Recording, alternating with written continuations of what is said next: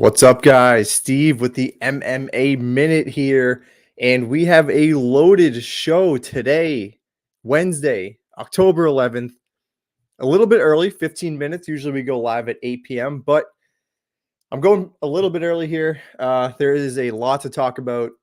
UFC 294 has been absolutely insane. So for today's show, I have to at least address UFC 294, but if you're here strictly for fight predictions, the description is going to have all the timestamps that you guys want. So if you want to skip ahead to that, make sure to do that. Real quick, we'll talk about, the premium content that we have on the channel. The Patreon is live. You're going to get all the full card predictions, confidence levels, best bets. We have a DFS guy out there now, which is awesome. Post weigh-in show notes, just a whole ton of stuff available on my Patreon. Make sure to check that out. But yeah, today is stacked, man. Today is stacked. UFC 294 got picked up on its head, dropped, picked up again, spun around 20 different times, and then got F5'd by Brock Lesnar. It has been absolutely insane. We have Paulo Costa backs out of his fight. He's teasing it throughout the week. He's posting pictures of his elbow, surgery. He was literally just had surgery and was like, yep, I'm still going to fight. I don't think anyone was really buying that, but officially it gets announced that he is not going to be fighting. So everyone's freaking out. They're hoping to see Khamzat Chimaev. How often do we get to see Khamzat Chimaev fight? It is a rarity. So for Costa to back out, that was going to be hopefully a banger. But same thing, Charles Oliveira, big, huge gash on the top of his eye. He's out of his fight with Islam Makhachev, the rematch. People were dying to see that fight. And that gets canceled. It's absolute chaos. And over the last 24 hours, we did get breaking news. So we get two brand new fights. And on paper, it looks amazing. Khamzat Chimaev is taking on former champion at welterweight at 170, Kamaru Usman, which is, again, on paper, that's an absolute banger. And then we get in the main event, Islam Makhachev taking on Alexander Volkanovski in their rematch. So on paper, really, it probably improved if you think about it. But in reality, in actuality, when you kind of break it down, I don't really see it going well for the two short notice replacements. Think about it. Kamaru Usman, is moving up to 185. So he's making his debut at 185, taking the fight on short notice, has to fly halfway around the world to Abu Dhabi, which is insane in its own right. And then he's kind of shot at this point. This is not a prime Kamaru Usman. This is 35, 36 years old. He's got bad knees. He's battling injuries. No longer the champ, gets knocked out by Leon Edwards and then loses the rematch, or I guess what is the third fight. So I think Kamaru Usman is going to have a good chance at beating Khamzat Chimaev, who is coming into this on a full camp, who we never get to see, who is an absolute killer. I don't think that ends well for Kamaru Usman. But he got paid. He got paid by the UFC to take this fight. They were trying to get, I think Marvin Vettori was thrown in there. He denied it. Robert Whittaker, rumors were flying around about him. There was no way he was going to take that fight. So they find someone in Kamaru Usman, a name that had been tossed around at 185 to begin with. This probably isn't going to end well. And then you throw in the fact that the main event is now Alexander Volkanovski in the rematch. It's kind of the same thing, all the bad things. We have Alexander Volkanovski on short notice. He doesn't have to fly halfway around the world. He's kind of already out there, so maybe that's a little bit helpful for him. But you're seeing the 35-year-old Alexander Volkanovski on short notice. Now he's going into enemy territory. When they first fought, Islam versus Volk won. That was in Volk's world, in his territory, and Islam went out there. In my opinion, he did win the fight. Now it's getting completely flipped the other way, where Volk is going into enemy territory against Islam, who is on a full fight camp. I don't like it. I think I'm going to be backing both guys, Islam Makhachev and Khamzat Chimaev. I don't see how you can really go against either guy. I get it. Volk is probably going to be a very popular play. Everybody loves Volk. Everybody thinks he won the first time around. So people will be hammering Volk.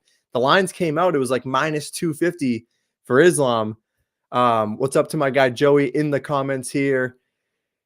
Crazy news for that card, man. Yeah, man, it's been a wild ride. This happens not often, but we've seen this happen before where just last minute a card goes absolutely haywire. People start dropping out left and right. We need short notice replacements. Who do you find on short notice? Usually you get a guy like Sean Strickland. Usually you get a guy like Kevin Holland. But with these big stakes, we needed someone. Kind of a bummer for Mateusz Gamrot. So it sounds like he was the backup for the fight, and they just completely threw him out, threw him under the bus. They said, not a chance. Not a chance. We have a chance. Oh, what's going on, dude? Hey, Jive Picks. What's going on, my guy? Good to see you in the comments. Thank you for supporting the channel. And I'm sure you are just going nuts like everyone else. UFC 294 news, dude. Like that stuff, it sucks, but it's also like the best thing. You just get a brand new set of matchups, and they're both bangers on paper again. But I'm excited. I mean, at least we did not get two fights that completely get eliminated from the card. I mean, we needed to see Islam. We needed to see Chimaev. They found replacements. I think both the favorites are going to win, personally. That short notice is going to be an absolute killer, going all the way to Abu Dhabi into enemy territory. Both guys on full fight camps. I don't see the underdogs pulling it off. Yeah, so we're seeing here, they called Dustin and Justin supposedly too, called everyone available and went with Volk. And I totally get it. That's the thing. Like Gamrot, I mean, what do you do with Gamrot? The guy is winning at 155. He is active. He probably did deserve a title shot. But when you turn around and Volkanovski says, yeah, I'll do it, you're doing that 9 out of 10 times. Are you kidding me? The rematch that many people think Volk won the first time around, and now it's in Islam's world. I mean, people are going to sign up for that. People are going to pay through the roof for that. And if it was Gamrot versus Islam, no one's paying for that. That's not a pay-per-view that gets people excited. But, you know, with Chimaev on the card too, that usually saves it too, because he is probably one of the biggest superstars, one of the biggest names that the UFC has, especially for a guy who's not even a champion. So the fact that it landed on Usman, like, probably could have been a little bit better. I saw, what's his name? Tossed into the mix there. God damn it. Oh, the guy who just fought Marvin Vettori. I can't think of his name. Roman Dolidze. Roman Dolidze's name was thrown into the mix. I saw him tweet. You know, I was hoping that was going to go viral, maybe catch some attention. That would have been a banger, but it is what it is. UFC 294 is still alive, and I'm excited for it. It's crazy, Abu Dhabi. So we're getting like a 10 a.m. start time, 2 p.m. main card. Like, it's going to be tough to watch. Unfortunately, I don't know how I'm going to pull that off. I might have to watch. I hate not watching live because you have to just cancel out your phone completely, and hopefully no one just spoils it for you. But I'm probably going to have to watch that in the second half of the day, which is going to absolutely drive me nuts.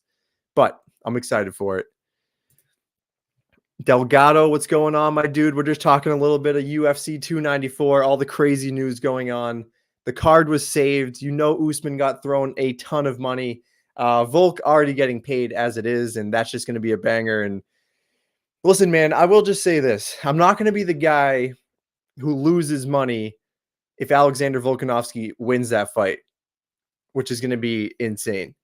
What's going on to Joey? Yeah, Dolidze was going to fight. Yeah, but the thing is, I feel like you could – I don't know how that works. Like, if you're contracted and the fight's technically official, can you just, like, jump ship and be like, nah, I'm not going to fight Cannonier. I'm going to go over here and just take my huge money payout, right? I don't know how that works. But, yeah, I'd probably say a lot of people are just going to jump on the Volk money line just because. And like I said, I'm not going to be on the wrong side of that. Maybe I'll throw like a little parlay with Islam in it, but I will throw money on Volk money line plus 250. I assume that's where no, I could see people really hammering Islam too. We'll see what the line movement does. Make sure to check out the early line movement tracker video that I post Sundays, sometimes on Mondays, but probably on Sunday. Because that'll be very interesting to see. But people might steam Islam just because short notice is going to be an absolute killer here. Full fight camp for Islam. He's got a vengeance, man. He's got a chip on his shoulder because a lot of people thought Volk won that fight. 185 for Usman. Yeah, so this is his debut up at 185, and he's built well for 170. I think I don't think he killed himself to get down to 170, but him moving up to 185, I don't think that's the worst thing in the world. Khamzat, though, Khamzat's just a big dude, man. The fact that he made 170 made no sense. He belongs at 185. Does Usman belong there? Probably not, because he just did so damn good at 170. But it'll be very interesting to see. I got to say this too. It's 3 rounds between Usman and Chimaev. The fact that it's 3 rounds, I think that heavily favors Chimaev, because we don't know. We don't know what Chimaev is made of when it goes past 3 into the championship rounds. We know he can go a hard 3. We saw that against Gilbert Burns. But Kamaru Usman is a dude who is literally built for 5 rounds.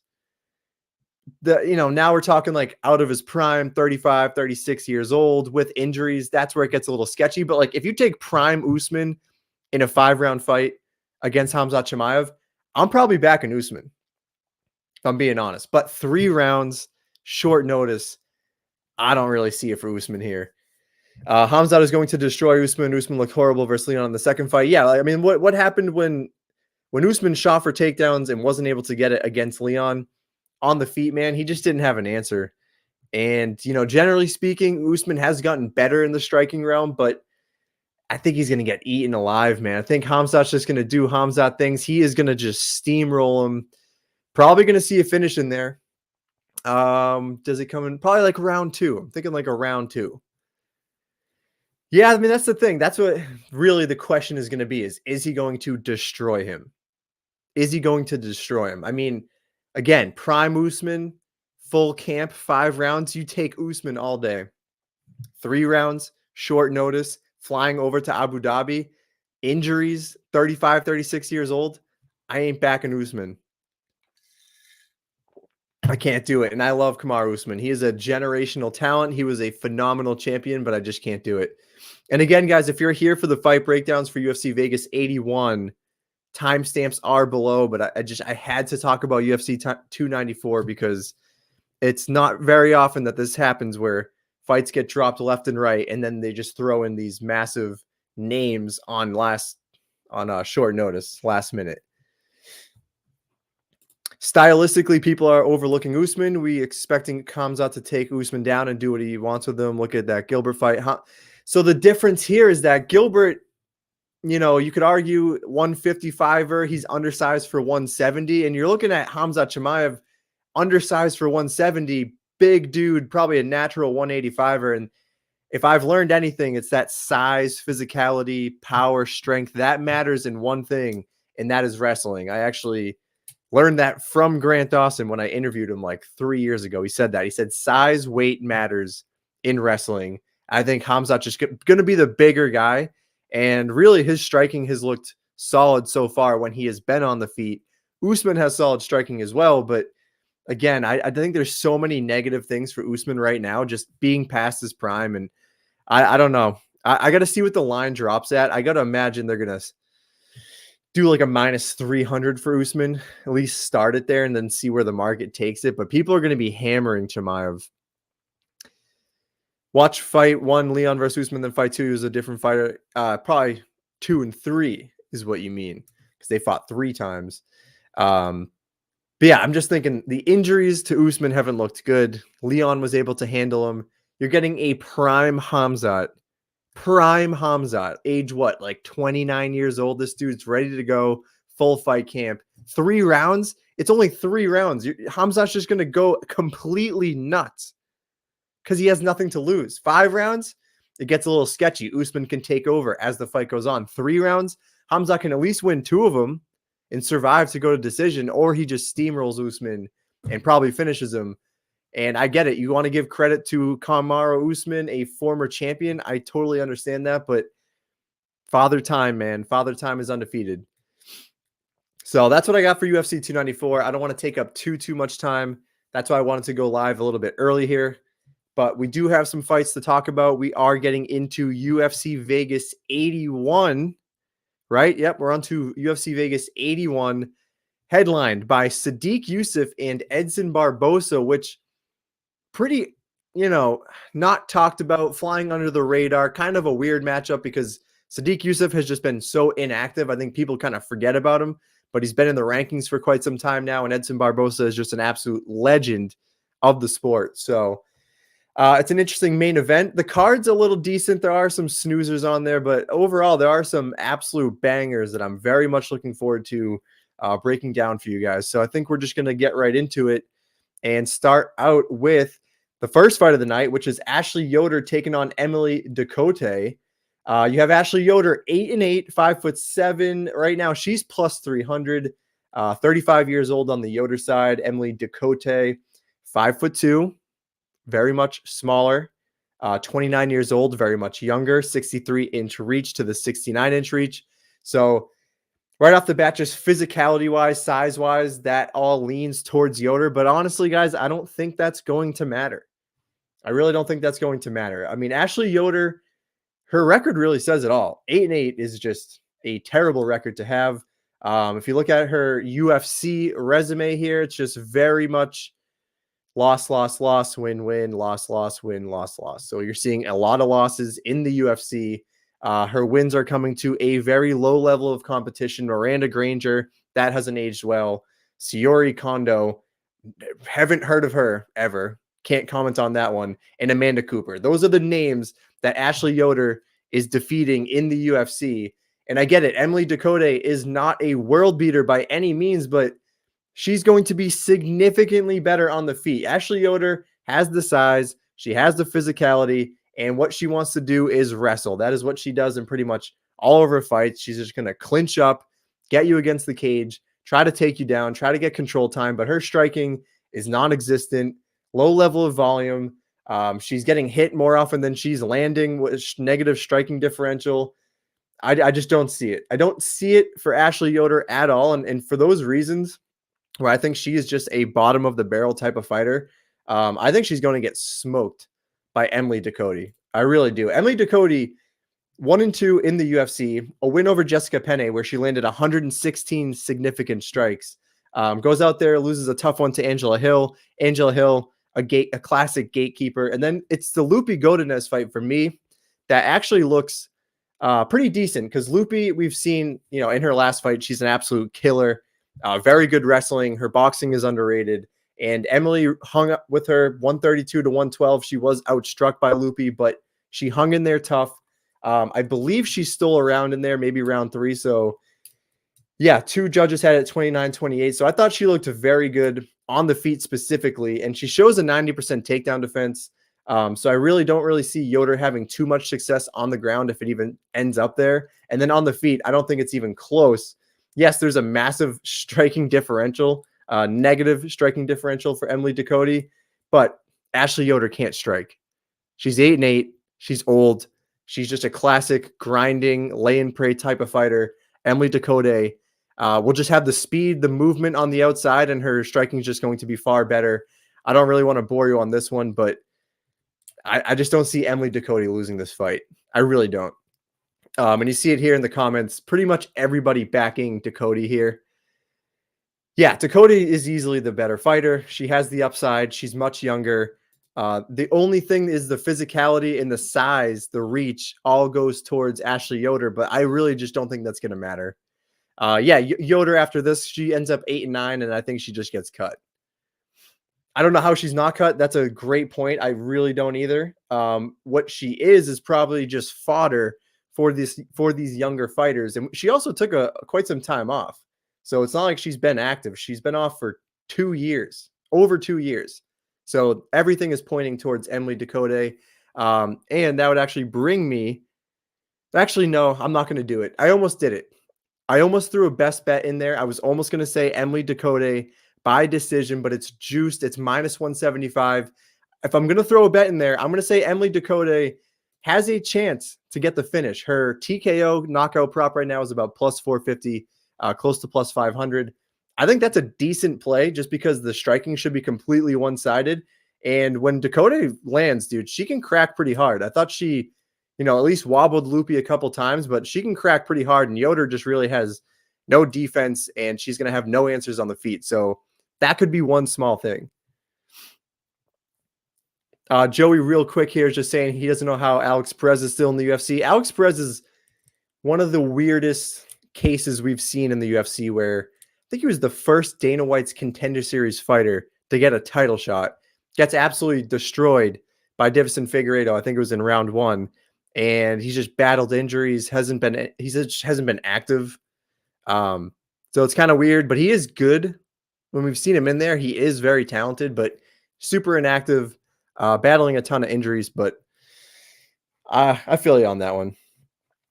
All right, so we're going with Emily Ducote. I do have her to win by decision, but like I said, if you're betting on this, minus 175 is a terrible price tag. Her knockout prop plus 450, plus 500, not terrible. And if you got in on the Ducote side early, she was like minus, maybe closer to minus 300, maybe even a little bit below that.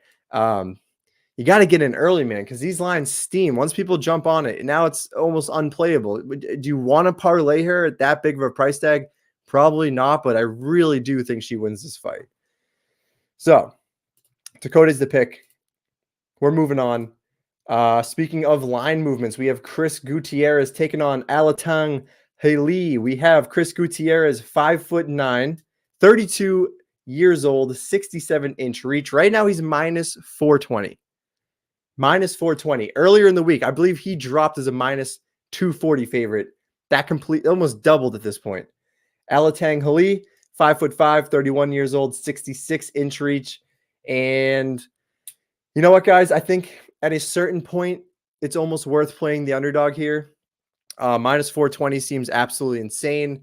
That's implying that he wins like 85% of the time. I do think Gutierrez is going to win the fight. Don't get me wrong. Alatangheili is kind of a powerhouse, stocky wrestler, but he's got, decent counter shots, decent power, but he's relatively low volume on the feet. And he does go for the takedowns quite a bit, landing 1.78 per 15 minutes. But historically speaking, we've seen Chris Gutierrez. He has strong takedown defense. He's able to work on the outside very well. He's got good speed. He's got good movement. I think Alatangheili's legs are going to get absolutely chewed up. It's going to slow him down. He's not going to get the wrestling going. He's too inactive with his low volume. He's going to be looking for those big counter shots, and I think Gutierrez is just going to be a step ahead the entire time. But again, minus 420, that's absolutely insane. Minus 240, if you got in on that, I think that was a solid price tag, but anything over minus 300, it's becoming unplayable. These are now parlay pieces that are giving you such minimal value, and now they just have a big risk to them that I don't think it's even really worth it at this point. So, yeah, it is worth noting Gutierrez was supposed to fight Montel Jackson. I was on the Gutierrez side as the underdog, but if I'm being honest, I was terrified. I'm glad that fight got canceled because I do think Montel Jackson probably was going to win it. I was kind of regretting that pick a little bit, but he gets a very favorable matchup against Alatangheili. I will say he's a fight-ready guy. Those guys are absolute killers. We just saw Arichi Lang last weekend out. He looked pretty good against Johnny Munoz, but anyone who fights at fight-ready has a good chance to win because those guys are the best at game planning. I just think skill-wise, this is going to be Gutierrez all day. So minus 420, you can't really touch it at this point. Again, you'd have to look to the props, and I'm not feeling too confident in that one either. So officially, I am going to go with Gutierrez to win by decision.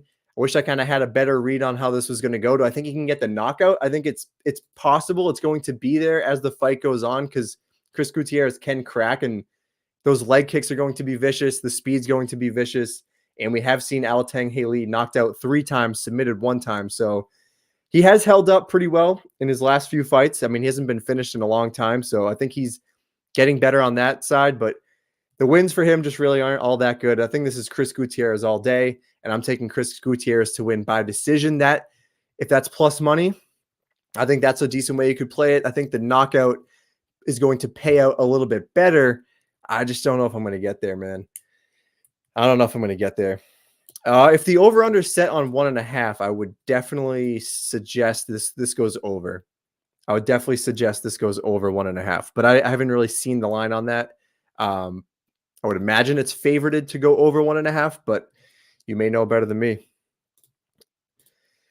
People were saying got checked by Pedro. Yeah, this is the thing, dude. We're talking about Pedro Munoz, who's been a certified top 15 fighter for like the last 5 years, maybe even longer. Like Pedro Munoz is severely underrated. So for him to get, did he get fraud checked? I don't think he got fraud checked. I think he just ran into the better guy that night. But Chris Gutierrez clearly has very good skills.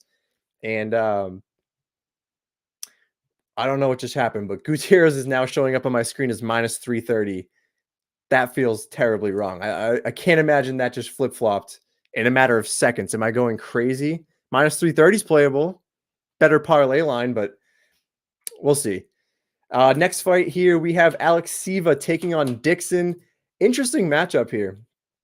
Very interesting matchup. So Alekseeva, you're going to see her known as Russian Ronda, 5'8", 33 years of age, 67-inch reach. Right now, she's plus 125 as the underdog.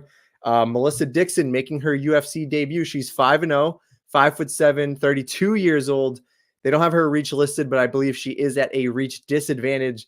And I don't know, man. This one is a little bit sketchy. So speaking of line movement, we've seen this one kind of flip-flop. So Melissa Dixon opened as the underdog. She's now the favorite. A little bit sketchy. So Alekseeva, I go ahead. I watch some of the tape. First off, the Stephanie Egger win, I'm kind of calling a little bit fraudulent. She got the round 1 submission. It just felt like the stars kind of aligned where they started rolling on the ground a little bit, and somehow Egger got caught in a bad position, and she just tapped in like 2 seconds, or it was even less than that. She tapped in like a millisecond. It was a terrible tap. I hate Stephanie Egger for that because I did back her in that fight. She was a pretty big favorite. Alekseeva was a pretty big underdog. She gets the round 1 submission. Her name's Russian Ronda. People are going absolutely nuts. Go back and watch some tape. The striking's really not there. If you're being honest, she's a risk taker. She's, I guess you could say, like a dynamic striker. She goes in there throwing spinning, crazy kicks, but everything she does leaves her completely wide open defensively. Hands are down, no regard for her actual striking defense. And she goes out there trying to knock you out, which she's only done one time in her career. And it was probably against an absolute can in like her first fight professionally. So I think she's going to probably be at a striking disadvantage here, but she does have a solid ground game. We've seen that across the board. She's Russian Ronda for a reason. If she gets you to the ground, she can be dangerous. She has good submissions. She does have good control. But another thing I would probably throw in there is I don't think her cardio is all that good. I would say if it's between the two fighters here, Alekseeva or Dixon, who has better cardio, I would probably edge with Dixon on that one. So I think Alekseeva will have a disadvantage with the cardio, a disadvantage with the striking, maybe has a slight advantage with her submission game, but Dixon's game is kind of the same thing where I didn't think her striking looked all that good, especially defensively. I think she can be pretty hittable, but her ground game is very good. She's got strong takedowns. She's able to take the back, rack up control time, throw up sub attempts there. I don't believe she has any submissions on record, which I thought was pretty interesting. Let me just double check that for you guys. I think she's got 3 wins by TKO, none by submission, but I promise she does have a very good ground game. So really, the way that I see this fight, and I kind of regret it, I did throw some money on Dixon, minus 130. I want to be better about backing a proven track record and staying away from these mystery fights because I think Alekseeva is fraudulent. And with Dixon making her UFC debut, we just strictly don't know. But she has been facing a decent level of competition, Dixon has on the regional scene. So I do think she is UFC ready, and we've seen money steam her way. So I think what is going to happen here is Alekseeva is probably going to have success in round 1, but I think the cardio is going to fall off as the fight goes on. I think Dixon's going to start taking over. I think Dixon can get her first submission win here just because I think she spends most of her time on the ground with the grappling. I've seen multiple backpacks from her. I think she can be dangerous that way. And I think Alekseeva gasses and Dixon takes it. But I will say I probably regret betting on Dixon straight up. I think there's just too many unknowns in this fight. And in a close one, it feels like Alekseeva plus 125. This is another one of those cases where the money did flip, but at some point, you lose the value on Dixon. Like, she's minus 150 making her debut. We've been killed in women's MMA time and time again. So it kind of feels like Alekseeva plus 125 is the side. But I will say that officially, I'll stick with it. I'll go with Dixon to win. I'll say it goes round 3 submission. But I can't really say that with confidence. Yeah, going against Russian Ronda, to be honest. And yeah, with Joey here, I'm staying away from this fight. I don't know about this one. It's just that's the thing. If you don't know about it, if you don't really have much to go off of, it's best to just stay clear of it. There are better spots to hammer here. And while we're at it, guys, I kind of forgot to do it, but beginning of the show, we should be doing a cash giveaway. So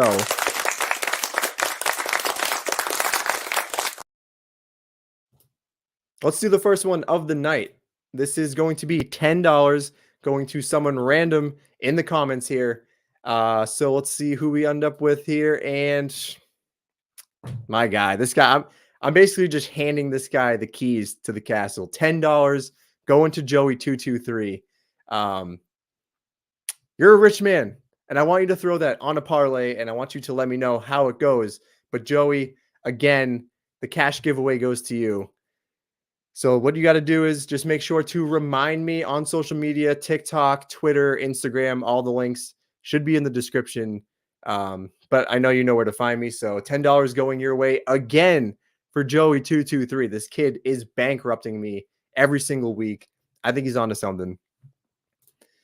Maybe she worked on the striking, but I stopped betting women's MMA after Nunes lost to Pena. Yeah, that's a smart decision because I'm like all in on Emily Ducote, but I'm looking at minus 380 and I'm saying, do I go down that path again? Personally, I am. I do have a wager on Emily Ducote. I do have her parlayed with another piece. So I'm going back to the well. I think there are certain women's MMA spots that you can hit when there are more of a known commodity. Like Yoder, we know is terrible. Ducote, 1 and 2 in the UFC, but I firmly believe she's the better fighter. I don't know, man. Ask me next week how that goes. But let's move on.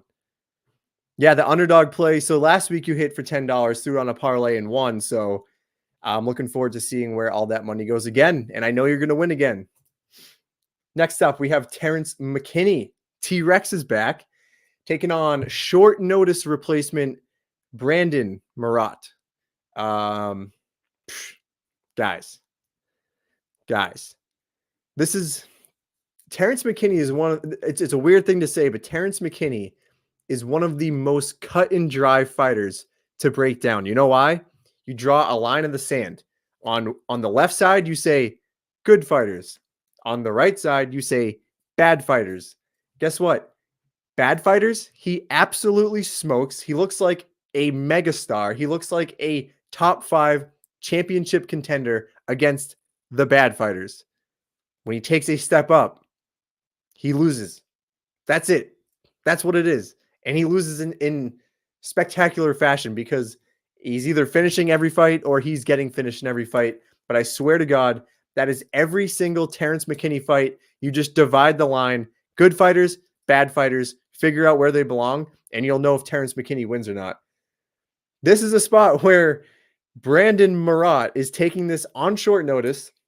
Shout out to Brandon because he fights out of Combat Zone, which is Calvin Cater's regional promotion. It's like 20 minutes down the street from me. So I have a little bit of bias here for the local guy. He fights out of New England Cartel, so he is training with those guys. You go back and watch some of the tape.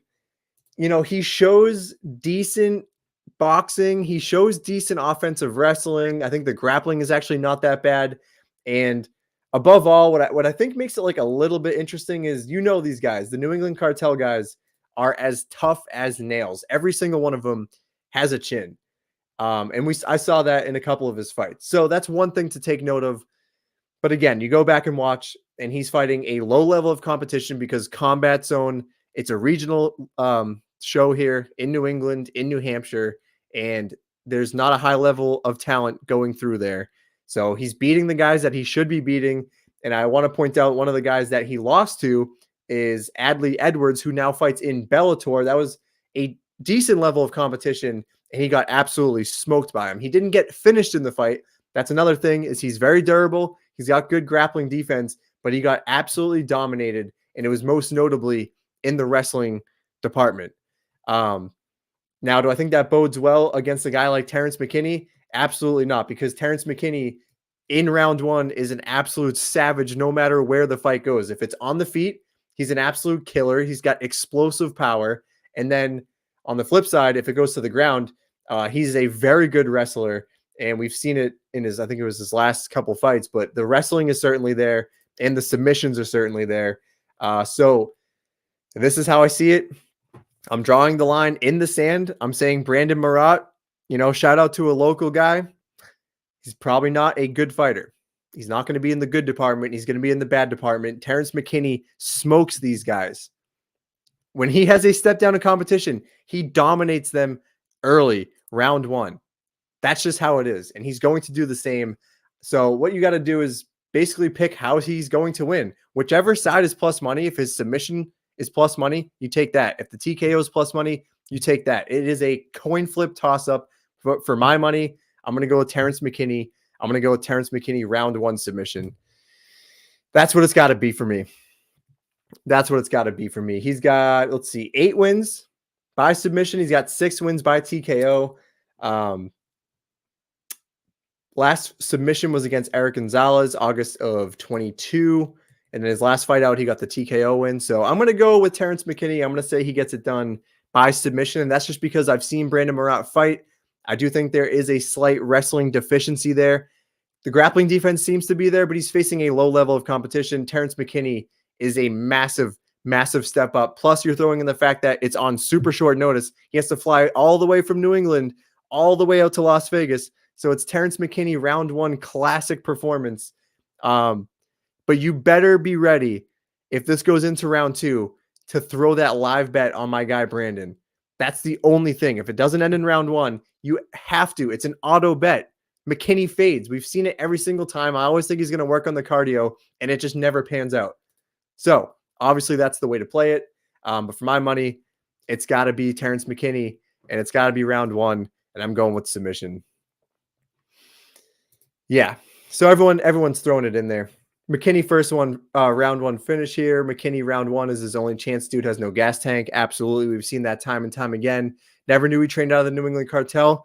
Absolutely. And the New England Cartel is a bunch of killers, man. And if there's one thing about the cartel, they got a chin. They have that durability. They are Boston strong. You're talking about Calvin Kattar, Rob Font, even Chris Matino doesn't fight out of New England Cartel, but he is out of the New England promotion. It's just something in the water over here, guys. They are durable. So I'm a little tiny bit hesitant, but this is exactly the type of fight that Terrence McKinney wins. So that's where I'm going. All right, moving on. We have Lisboa taking on Oliveira. This is another questionable, lot of mysteries, a lot of unknowns in a women's MMA lower level fight. So Lisboa, 5'7", 32 years old, 67-inch reach. She's minus 320 right now, taking on Oliveira, 5'4". We don't have her reach. She is 26 years old, so she is much younger. But let me tell you guys right now, I got to pull this up. I'm just telling you right now, I am going with Oliveira to get absolutely exposed in this fight. I don't think she belongs here. I think Lisboa is going to absolutely destroy her. So Oliveira, very limited tape. You cannot find tape on her, but she is the Brazilian Wonder Woman. That's what they call her. She's got a fire Instagram. So I think the UFC kind of has her in the target here for some reason. You kind of figure it out there, but she does have the marketability. I'll just say that. And this is what I want to say is I found limited tape on her. What she does is she's looking to grind you out against the cage. She's trying to work in the takedowns. She's going to rack up control time. She's got decent ground and pound from what I've seen, but I think the striking is non-existent.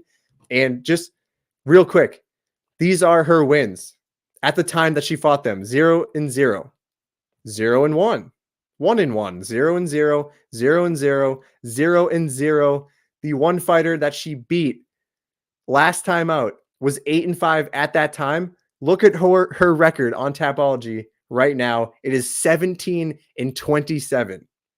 17-27, and that's thrown in the fact that she's been boxing a lot, fighting pretty actively in MMA, but she look at all the red here. She's losing the last time she won a fight was in 2019, like 30 fights ago. She gets absolutely worked against everybody she fights. And I think Ravena got in there, got the win, probably got some hype out of that, some good highlight reels out of it. But the thing is, and I'm not saying Lisboa is a killer, but we've seen her at least at the UFC level. She has a fight a win over Jessica Rose Clark. Now, Jessica Rose Clark, not a world beater by any means, but she looked good in that fight. When she lets the hands fly, she's got quick, powerful striking. She's got strong takedown defense. And when it goes to the ground, she's got very good submissions. So 6 wins, all 6 by finish.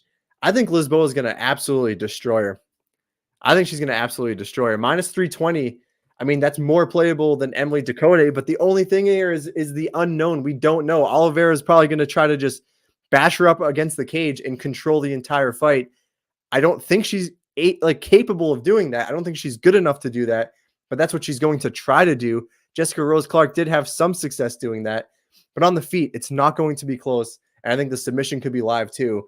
I think this is Lisboa all day. But again, yeah, it's the same thing here. Lisboa definitely decided to pick, but minus 320 is insane in my opinion. That's the problem that we get is once people get a taste of who they want, this gets steamed up. I mean, minus 320 is an insane price tag, and I'm not going to be betting it, but I am going to throw in this fact here. I'm going to do it. All 6 wins, all 6 by finish. Lisboa inside the distance, minus 125. That's going to be one of my best bets. I firmly believe Ravena does not belong here. I think she's so unproven, and she's going to be so mismatched on the feet and even on the ground. If it goes to the ground, I think submission's live for Lisboa, but I think Lisboa finishes this fight. I believe the under is actually pretty juiced, and I think Lisboa is going to get it done inside the distance, minus 125. That's the first best bet of the night. Battling a little bit of a cold here. Bear with me. But that's what I'm going with. I think Lisboa is going to absolutely destroy her. Absolutely destroy her. So moving on. This is the prelim headliner. Whew. What a headliner. What a headliner. Banger. Darren Elkins taking on downtown TJ Brown. The Damage taking on downtown TJ Brown. Fun fight. I'll just throw it out there. It's a fun fight for as long as it's going to last, but it's a weird fight. It's a sketchy fight to back. Right now, TJ Brown showing minus 180 as the favorite. I believe he's even higher than that. I saw him at minus 205 on DraftKings. That line has continued to move up in his favor. 5'9", 33 years old, 72-inch reach. And then you have Darren Elkins, plus 155 as the underdog right now. 5'10", 39 years old, 71-inch reach. It's a tale of two tapes, man. It is a tale of two tapes. I can see the script. It's a little fuzzy, but I can see it. This is what's going to happen. TJ Brown is explosive. He is athletic. He is a strong wrestler. He's got good power in his hands, but he has terrible fight IQ, and he has terrible cardio, which makes this fight very sketchy to back, because I do believe TJ Brown very much so has a potential to knock out or even submit Darren Elkins within the first round and a half. That's where I'm setting the mark at 1.5. It's TJ Brown within 1.5, gets the finish, and if not, he's probably going to gas out. And Darren Elkins, if anything, is extremely, I'm not going to say durable, because there are moments where he's shown not to be durable, but he definitely has the cardio edge. He definitely has the cardio edge. It just really matters what Darren Elkins is going to show up, because we've seen him get absolutely smoked out. Cub Swanson had no problems getting him out of there.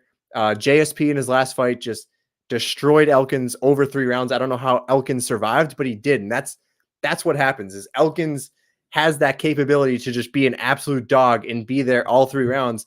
But at 39 years old, taking the amount of damage that he has, he's easily live to be finished. So let me throw this in there for you before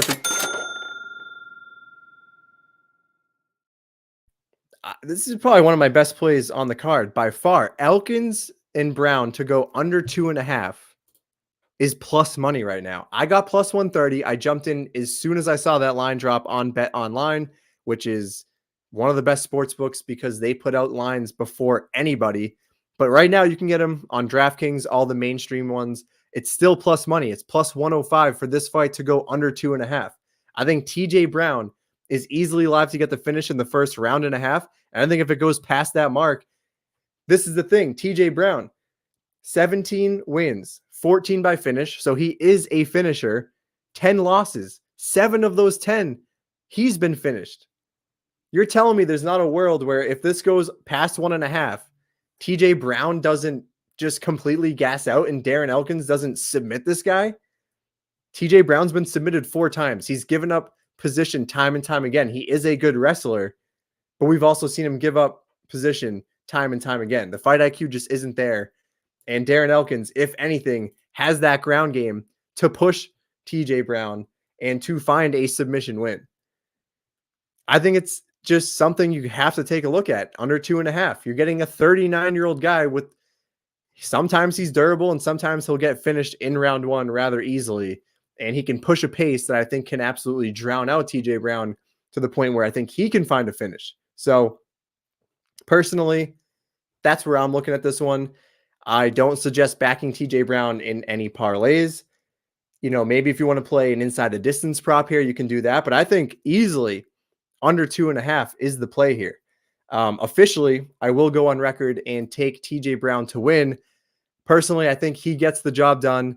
I think he finds the kill shot. I'm going with a round 2 knockout from TJ Brown, but I wouldn't be surprised if Darren Elkins does Darren Elkins things and pulls off the upset. So if you're looking for a dog, Elkins is probably the definition of a dog. So you could look his way, but I like the under 2.5.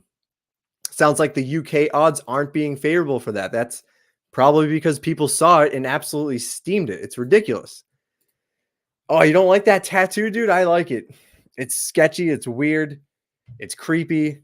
The damage. I like it. It looks a little shoddy. Maybe not the best quality, but I think it's a pretty cool tattoo. Man, it's a weird fight. It's just like, you know, TJ Brown's no spring chicken. He's 33 years old. But yeah, like you're saying, Elkins has heart. It's just sketchy, man. 39 years old. I don't know if I can get behind it. Personally, I'm not putting money on Darren Elkins, but I like that under 2.5 line. You kind of get both guys' potential to finish the fight. If it goes to decision, it could definitely be a little bit sketchy. But TJ Brown in his last fight against Bill Algeo, I mean, he's definitely got pop in the hands. He definitely has solid wrestling. He's got submissions on record. There are positives to like about TJ Brown. It's just there's a lot of negatives as well. This is so sketchy. I think you just stay away, but I like under 2.5.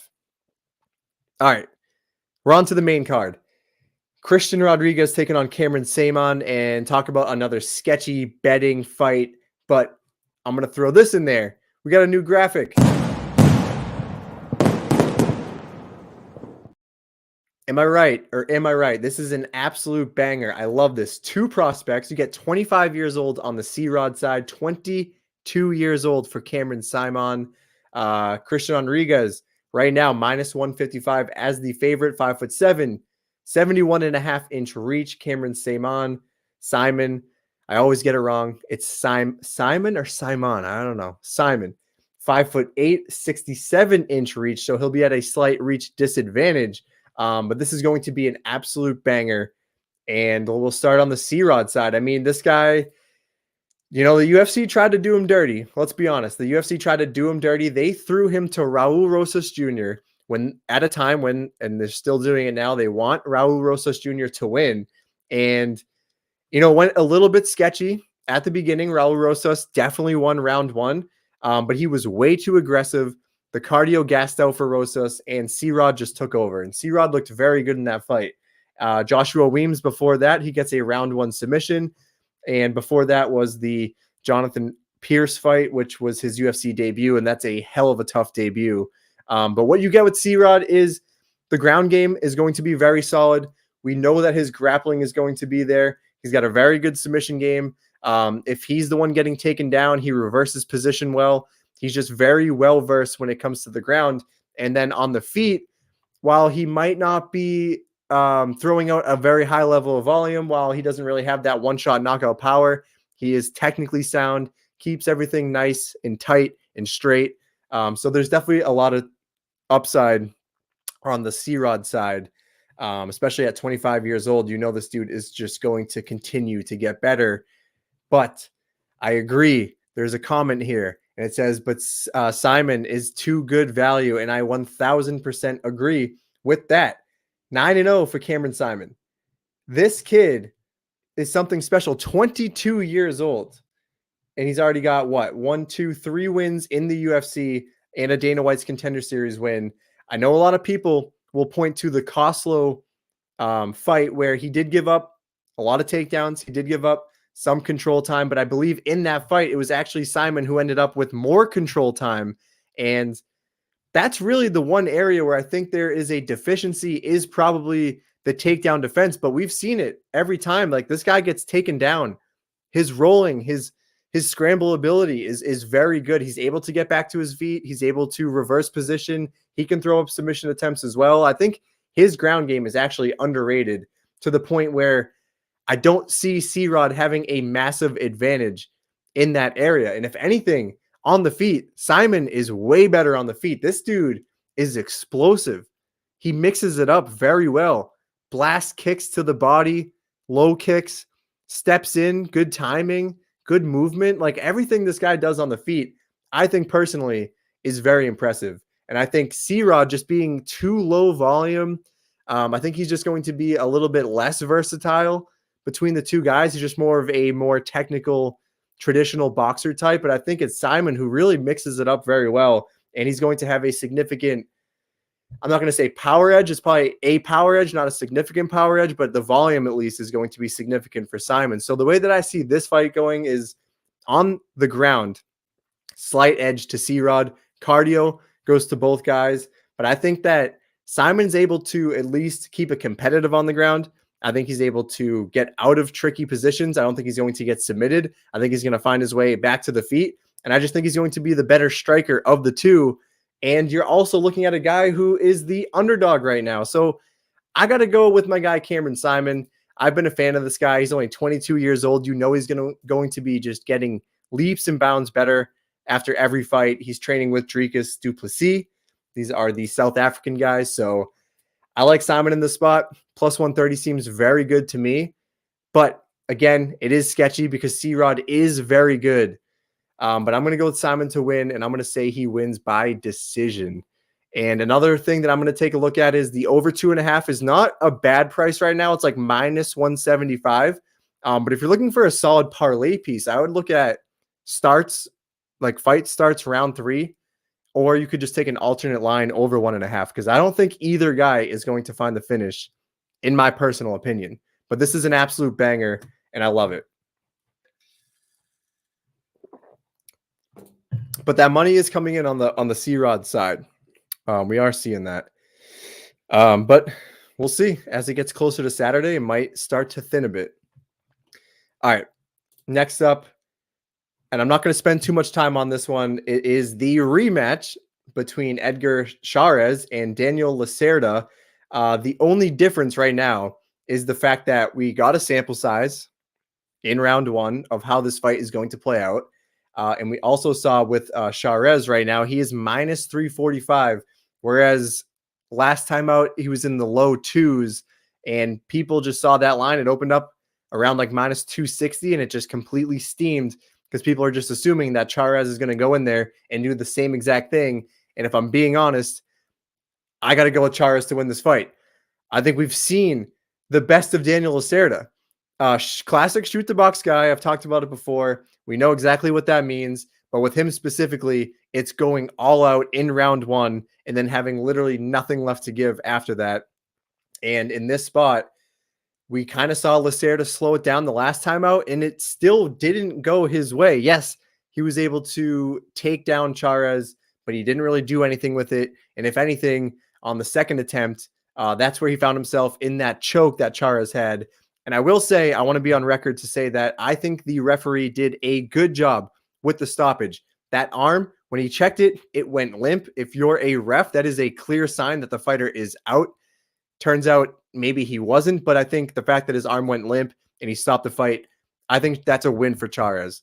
But this is a sketchy fight. The line on Chairez is continuing to get to a point where I absolutely hate it. Under 1.5 is juiced. I think that's kind of a little sketchy at this point. I don't like it. I'm staying away. I'm not betting anything. I think all the good plays here have already been juiced, and there's no value to really squeeze out of it. I do think Chairez is going to win. I put myself out on a limb last time with Lacerda. It didn't pan out. I'm not getting caught again. If Lacerda goes out there and knocks him out or finds a submission in round 1, so be it. But give me Chairez to win round 2 knockout. Yeah, as you see here, people are just staying away. Lacerda is fun to watch, but man, he gives up, has 3 to 4 minutes of cardio, and it's over for him. And that's the same thing. He even tried to slow it down, and he still found himself in a bad position. I think he wasn't able to get it done on the feet, so he just kind of panicked, started to wrestle, and it just didn't work out. He should have been submitted. That should have been a loss, and he should have been cut. So take that for what it's worth. But Chairez, round 2 knockout from me. Not betting it. All right. Here we go. Moving on. Andre Petroski taking on Michel Pereira. And right now we have Petroski 6 feet even, 32 years old, 73-inch reach, taking on my guy, Michel Pereira, one of my favorite fighters in the UFC, has been pretty much since he stepped into the octagon. He's minus 190, 6'1". He is moving up to 185 now, 73-inch reach. So they are matched right there. And I think that's interesting because I think a lot of people thought Petroski was going to be the bigger guy. But what we know is that Pereira fighting down to 170 was absolutely insane to begin with. The guy was huge for the division, struggled to make weight. I think 185 is more natural for him, and I think that's going to benefit him here greatly. Michel Pereira, I'm just throwing it in there now. He is one of my best plays in a long time.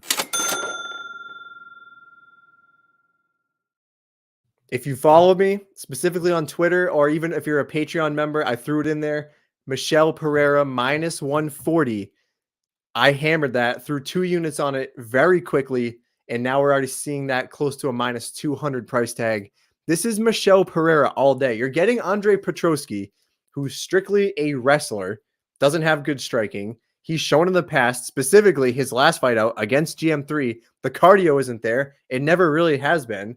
And he's taking this fight on short notice against Michel Pereira, who, in my opinion, is a level above Petroski. Michel Pereira, 170, I believe, was a ranked fighter. He must have been at least in the top like 10 to 15 range, right? I think if not, he was right there. But he's beating guys like Santiago Ponzinibbio. He was scheduled to fight Stephen Wonderboy Thompson. That fight got scrapped, but Pereira was opening as the favorite in that one. I just think Pereira is far and away the better fighter here.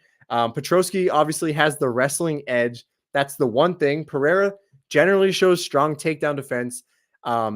Before, he used to fight like an absolute psycho. I totally understand that, but he has changed. That was a long time ago. That was like 5 fights ago. He doesn't do that anymore. He's shored up the cardio concerns, moving up to 185. If anything, he's going to be in better shape, not killing himself to make 170. I think his cardio looks better there. He's actually the bigger guy of the two. And when it comes down to the striking, it's not even close.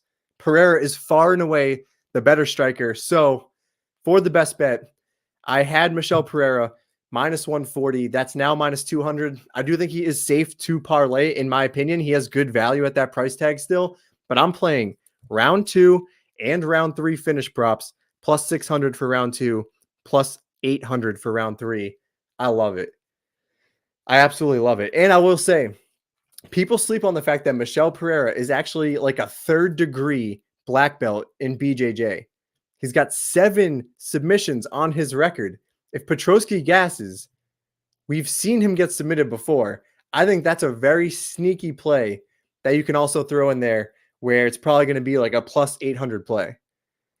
We saw him, Petroski, he's an Ultimate Fighter guy, but he was submitted by Brian Battle, by guillotine. Why not Michel Pereira? And if not, the TKO is also playable, but I think round 2, round 3 finish is certainly in play here. And I absolutely love it. I've been following Michel Pereira for a while. I know how he fights. I've seen Petroski fight time and time again. I know how this adds up. In my head, it's just saying Pereira is easily the spot. Yeah, I think Michel may finish this on the top. Absolutely could happen. Petroski is not great off his back. I think Michel, Yeah, absolutely, man. It's Michel Pereira, man. You saw it too. I believe he opened up as an underdog, which is absolutely insane. And now he's minus 190. You clearly see where everyone is going with this. I think Pereira is going to be pissed off not being able to cut down to 170, pissed off that he missed weight against Wonderboy. And now he's going to take it out on Petroski, who's taking this on short notice, who already has cardio concerns. He's going to get finished. This is going to be one of my biggest plays that I have in a long time. Book it, Michel Pereira. It's got to be. It's got to be, right? Right? Am I crazy? I think it is. All right. Next fight here, we have Jonathan Martinez taking on Adrian Yanez. I mean, guys.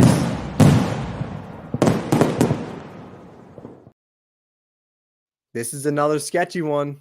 We've just been talking about it. This is another sketchy one. Jonathan Martinez, 5'8". Right now, he's the minus 130 favorite, 29 years old, 70-inch reach. Adrian Yanez right now, plus 110 is the underdog, 5'7", also with a 70-inch reach. So these guys, physically, size-wise, reach-wise, they match up very well with each other. And I had a tough back and forth with this one. I was on Martinez at one point. I moved over to Yanez, and I'll tell you why. So Jonathan Martinez, great fighter. Very underrated, flying under the radar for a long time. You know that he trains with Chris Gutierrez, which means, yes, Gutierrez might be the best leg kicker we see in the UFC. Jonathan Martinez might just be 1A to Chris Gutierrez's 1. It's insane. He blasts the legs. Super powerful, very athletic. And he's looked good in the UFC so far. You look right here, just the last 5. He does show 5 straight wins with that 1 loss coming to Davy Grant, where he did get knocked out in round 2. And this is what I want to point out most notably is that against Davy Grant, he was looking pretty decent in round 1 against a tough Davy Grant who fights very tough, very durable, good striker, good wrestler, can really do it all, jack of all trades. But, you know, Martinez was having pretty good success in there, but it wasn't until Davy Grant started landing bigger shots and started putting Jonathan Martinez on his back foot, started applying the pressure. That's where Martinez started to slow down, didn't throw as much output, started to second guess himself a little bit. And it was really that 2-shot combo, 1 to the body, 1 to the head, that dropped Martinez and basically knocked him out on impact. And I kind of see that happening here with Adrian Yanez, who traditionally speaking is a boxer who does like to move forward, who is probably going to be the more aggressive of the two. And if Davy Grant's able to do that against Jonathan Martinez, I think Yanez is going to be able to do it too, because his boxing, his combinations are slick. I think he's going to have the speed advantage. I think he's going to have a slight power advantage. He does rip shots to the body. He does mix it up with some low kicks. But I do think Yanez, you know, probably took a step back because Rob Font humbled him, where the UFC probably bumped him up a little bit too quickly. But I do think that he is going to move forward here and be the more aggressive guy. And I just think his boxing is too slick. And I think the Yanez KO is going to be live here. I think Martinez's durability, it's not bad by any means. I mean, he got caught brutally by Davy Grant. I don't think he has a bad chin necessarily, but you could say the same thing about Yanez against Font. I think both guys just got caught, but I think of the two, I think Yanez might have a little bit more better durability. The one thing that I will say about Jonathan Martinez is, yes, he can blast the legs. He is good on the feet, good technical striker, mixes it up well, good high kicks, but he also probably has that slight wrestling edge that could steal rounds, could make this a little bit sketchy. We haven't really seen Yanez go against any wrestlers. So that's where I kind of pause a little bit, but I am going with Yanez to win this fight, kind of going with my gut here. I think he's going to take a step forward, get back into the win column. And it's kind of sketchy here, but I'm going to go with it. Give me Adrian Yanez to win round 2 knockout. This, you know, very well could go to decision. Both guys just match up very well with each other. Sometimes when you get 2 very high level guys in there, just go head to head. Neither guy gets finished, but I don't know, man. Something about Yanez. It's just that slick boxing, good speed, good power. I think he could find the kill shot in a similar fashion to what Davy Grant did. Body shot to the head shot. We've seen it before. Why not Adrian Yanez? But this is a banger, absolute banger. But again, if you're betting, it's sketchy. It's super sketchy. And it doesn't get any less sketchy because here's your co-main event. We have Jennifer Maia taking on Vivian Araujo. That's funny. I've got Yang Zhao here, to be honest, all the way. That's hilarious.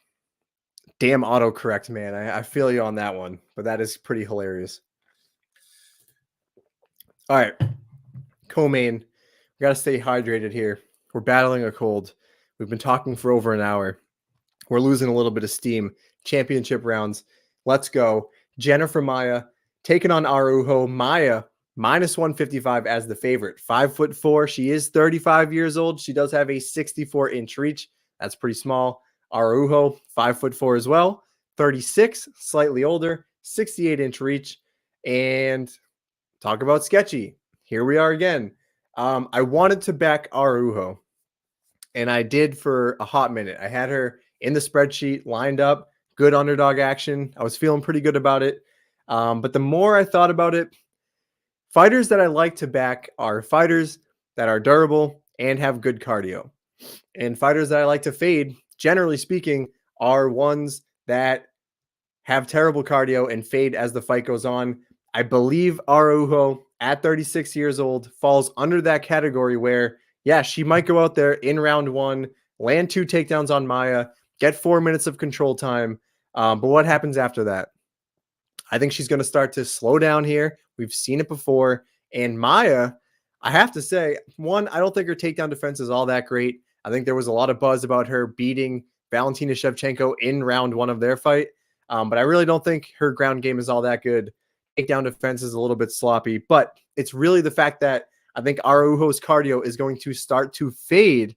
And Maia on the feet has been looking like a brand new fighter. She is landing. Let me just pull this up for you guys real quick. I've been very impressed because I've been trying to fade Jennifer Maia for a long time now, and she continues to prove me wrong.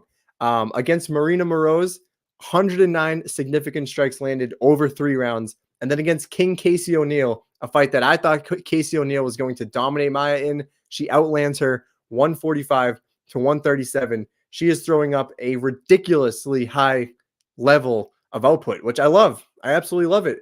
The movement looks pretty good. The boxing looks pretty good. It's just that takedown defense that's making this very sketchy. There is easily a way that Araujo goes in there, wrestles for at least 8-9 minutes, and is able to edge out this close decision. But like I said, fighters that typically fade, I don't like when you have bad cardio. And Jennifer Maia, very durable. She's shown good cardio.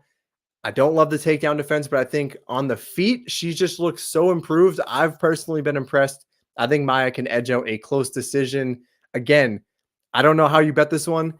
One way to look at it, I think a split decision prop could be a good way to look at it. It's probably going to be, I'd say probably plus 400. I would say it is very juiced to go to decision. I think it's like minus 450 or something to go to decision, which is absolutely terrible. But to take this fight to end in split decision, I don't hate that.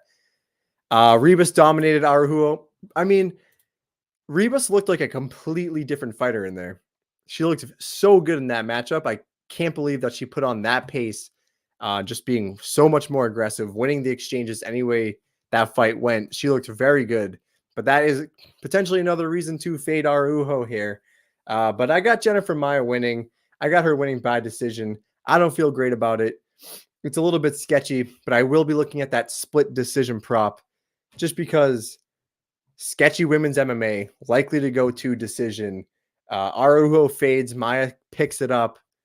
That sounds like split decision to me, but these judges have been all over the place, man. I can't get over the fact that freaking Marotte lost last weekend to Vanessa Demopoulos. She clearly won 2 and 3. It was the most obvious decision I've ever seen, and they give that to Vanessa. I'm so salty about it because I had a best bet, Marotte by decision. I had Marotte in the parlays. I was all in on Marotte, and she killed me with the judges, man. Killed me. Yeah, so I just got Maia in this one. On the feet, I think she's going to be a little bit better, throwing a higher level of volume. Cardio checks out. Araujo fades. I think that's the way to do it. And that brings us to the main event, guys. Thanks for tuning in. Almost 9 o'clock here. We're going over the hour mark. And like I said before, we're doing this every Wednesday night, breaking down every UFC event that I possibly can do. And it's a lot of fun. Give you the full card breakdown, sprinkle out some best bets, give away some cash. That reminds me, fuck it. It is the main event here. So we got to do it. We got to do it for the people.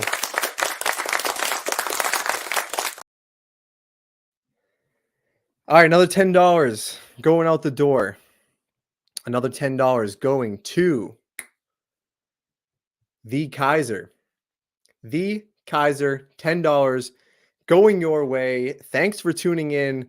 All you got to do is find me on any social media, TikTok, Twitter, Instagram. DM me. Just let me know that you won, and I'll make sure to shoot you $10.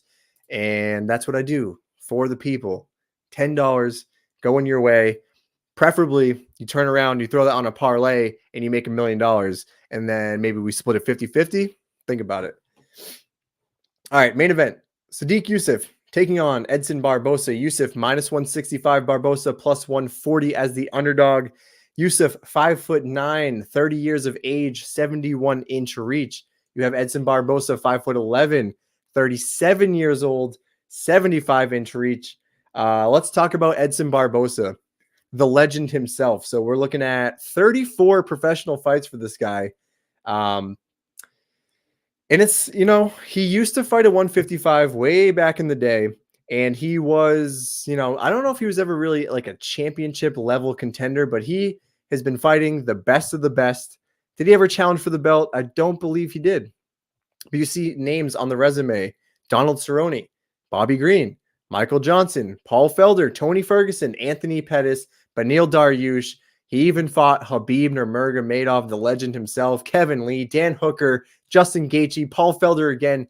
You get the picture. This dude has fought an insanely high level of competition. And then one day he just said, fuck it, I'm going down to 145. And that's what he did. He went down to 145. I personally didn't think it was going to be a good move at that age, at that step of his career. But he looked fucking good, man. The he's one of these Brazilians, an ageless wonder, where he comes down to 145, like a Jose Aldo going from 145 to 135. He looked phenomenal. Split decision against Dan Ige. Dominates Makwan Americani. Beats Shane Burgos over 3 rounds. Gets the knockout in round 3, which was a sketchy knockout.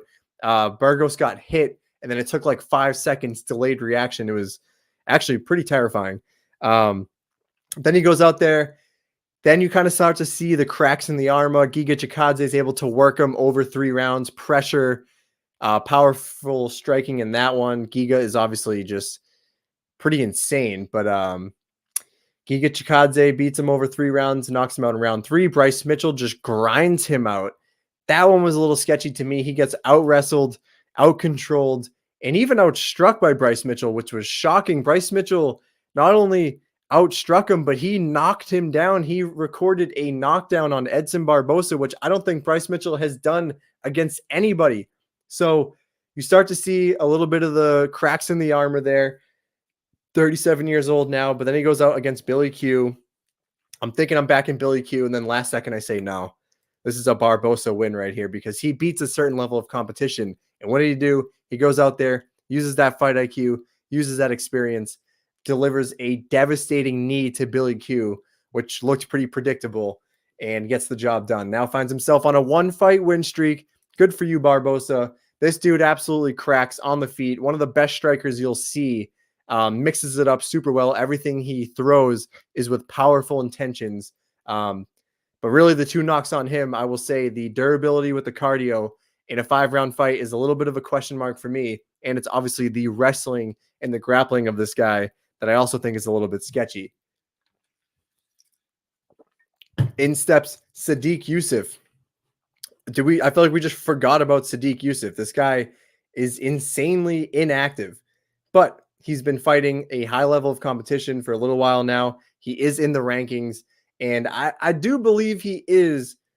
I'm not going to say the complete package, but I do like Sodiq Yusuff, and I do like him in this matchup because I think he provides a lot of good things, which is most notably one, I think he is a smart, technical fighter with good fight IQ. I think he makes good decisions. I think he stays out of harm's way pretty well. And we even see it if it goes to the ground. I think he's actually a pretty underrated grappler, not necessarily the best wrestler, but I do think he has underrated grappling as well. Cardio seems to check out. He's going to be the much younger guy in the prime of his career. He is 30 years old against the 37-year-old Edson Barboza. And really the way that I see this playing out is that I think that Edson Barboza, he's always live for, I'll say 2.5. I'll throw 2.5 as the line. 2.5 rounds. You might see Barboza edge out the first two, but I think he's live for a finish at any point within those first 2.5 rounds. But then I start to see kind of a slow burn effect. I don't think it's a Bryce Mitchell super aggressive pace. Barboza can't handle it. I think it's a slow burn throughout the 5 rounds that really starts to get to Barboza, because I think that's the way that Yusuff typically does it. He is a lower volume guy. And again, he is a smart technical fighter with good fight IQ. So I don't think he's going to go in there taking any massive risks, but I do like Yusuff in the spot. I do think he's going to get the job done. I do think he is going to find the finish. Excuse me. I'm going to go with a round 4 knockout for my guy, Sodiq Yusuff. Round 4 knockout for my guy, Sodiq Yusuff. I am sprinkling a little bit on Barboza, round 2, round 3, just in case that is my hedge out. But I do think Yusuff is going to get the job done here. I think it's actually not a terrible line. -165. It's been sitting at that price tag for quite some time now, really not moving either side. I think people are pretty content with the way that they're seeing it. Of course, you can't go wrong. Barboza, dog money. I don't hate that if you want to play it that way. Personally, I think Sodiq Yusuff is going to take that next step forward in his career, 30 years old, and he's going to get the job done. I'm going with the round 4 knockout. So that's what I have for the entire card. I'll just run through it quickly. Yusuff, round 4 knockout. Maia by decision. We're going Yanez, round 2 knockout. Chairez, round 2 knockout. Saaiman, decision. TJ Brown, round 2 knockout. Melissa Dixon, round 3 submission. Gutierrez, decision. Ducote, decision. McKinney, round 1 submission. Lisboa, round 1 submission. I missed one. My guy, Michel Pereira, finds a round 3 submission. He's one of my biggest plays on the entire card. That's it for UFC Vegas 81. Thanks for tuning in. Guys, if you want to become a premium content member, my Patreon is live. You'll get full card predictions, confidence levels, fight notes, best bets. We have a post-weigh-in notes show. We have a DFS guy out there. I have so much content in one place. It's one all-inclusive tool for you guys, so make sure to check that out on my Patreon. Links in the description. And thanks for tuning in, everyone. Every Wednesday night at 8 o'clock or around there, 7:45, 7:30, give or take. And it's UFC 294 next weekend. I cannot wait to break that down. Make sure to check it out. And until then, guys, I'll see you.